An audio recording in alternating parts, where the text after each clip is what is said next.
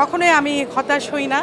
আমি মনে করি যে সামনের দিনগুলো ভালোই আসবে। তবে একটাই কথা, সেটা হচ্ছে সমন্বয় থাকতে হবে। অনেকগুলো সংগঠন আছে, সমন্বয় থাকতে হবে। সমন্বয়ের একটু অভাব আছে।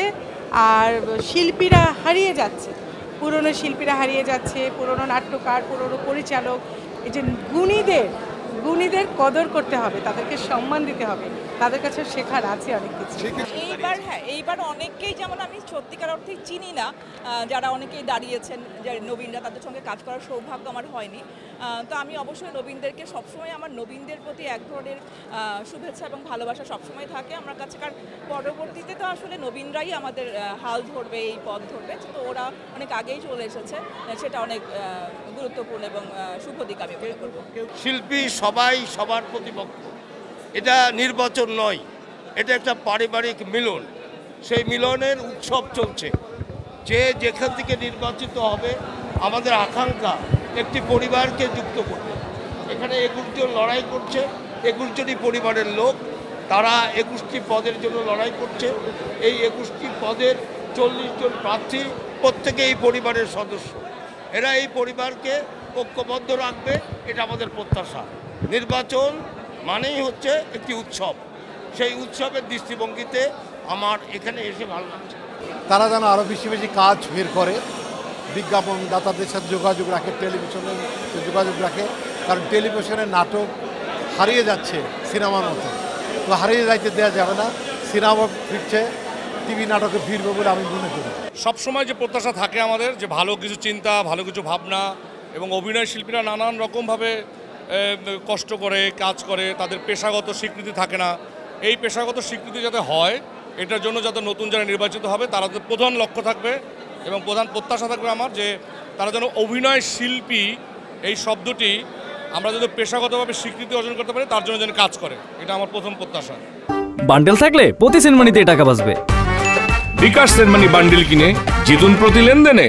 প্রত্যাশার জায়গায় আমি আগেও বলেছি, এখনও বললি, যে সমস্ত আমাদের শিল্পী ভাই ও বোনদের কাজ কম, এই কমিটি যেন তাদের কাজের পরিমাণটা একটু নিশ্চিত করে। অন্তত তারা যেন ঢাকা শহরে ভালোভাবে সার্ভাইভ করতে পারে।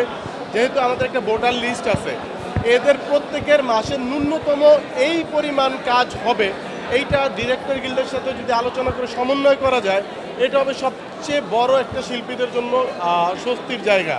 আর দ্বিতীয়ত হচ্ছে হলো কন্টেন্টের মানে যেন আমরা শিল্পীরা, শিল্পী সমিতি, কিছু যারা নির্বাচিত আসবে তারা যেন মনোযোগ দেয়। মানে যে ভিউর জন্য আমরা যেন যে কোনো কন্টেন্ট, যে কোনো সংলাপ না বলি।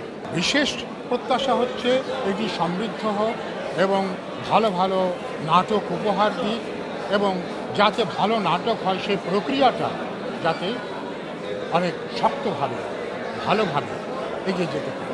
আমরা যখন রাত বিরাতে বিভিন্ন জায়গা থেকে আসি, অনেকের পার্সোনাল ট্রান্সপোর্ট আছে, আবার অনেকের পার্সোনাল ট্রান্সপোর্ট নাই। তারা রাস্তাঘাটে অনেক হ্যাসেলের শিকার হয়। ধরেন অনেকে জিজ্ঞেস করে এটা সেটা হ্যান ত্যান, বা অনেকভাবে জিজ্ঞেস করে। বাট সব ধরনের প্রবলেম থেকে জানি আমাদের এই নেত্রীদের আমরা জানি পাশে পাই, তারা জানি শিল্পীর জন্য কাজ করে। আগের কমিটির যে কাজগুলো করা হয় নাই, আধা কাজ, তাহাকে যেন পুরা করা হয় আর কি। মানে আমি বলতে চাই যে এটো প্লেটের থালা বাসন যেগুলো ধোয়া হয়নি সেগুলো ধুয়ে ফেলুক, কাজ করুক ভাই। মানে কোনো ওর কাজ, আগের কাজ, পরের কাজে কোনো কিছু নয়। যেই কাজগুলো বাকি আমাদের, সেই কাজগুলোকে কমপ্লিট করা হোক আর কি, যেই হোক আর কি। যোগ্যতা বিচার করে কাজে নামা উচিত। ক্যামেরার সামনে নামার আগে কিছু প্রিপারেশন থাকে। সো ভালো জিনিস, যাতে যেমন সারাদিন শুটিং করার পরে বাসায় যেয়ে দেখি যে মা জি বাংলা দেখছে, আমি বলি যে মা তোমরা আমাদের চ্যানেলগুলো দেখো। আমাকে স্ট্রেট বললো আমরা যারা মহিলারা, আমাদের বিনোদন টেলিভিশন, আমরা মহিলারা যা চাই এইসব চ্যানেলগুলো সেগুলো দিতে পারে, তোমরা দিতে পারো না, তাই দেখি না। ওকে, তো আমরা দেওয়ার চেষ্টা করব যাতে আমাদের মা বোনরা আমাদের চ্যানেলগুলোই দেখেন, বাইরের চ্যানেল না দেখেন।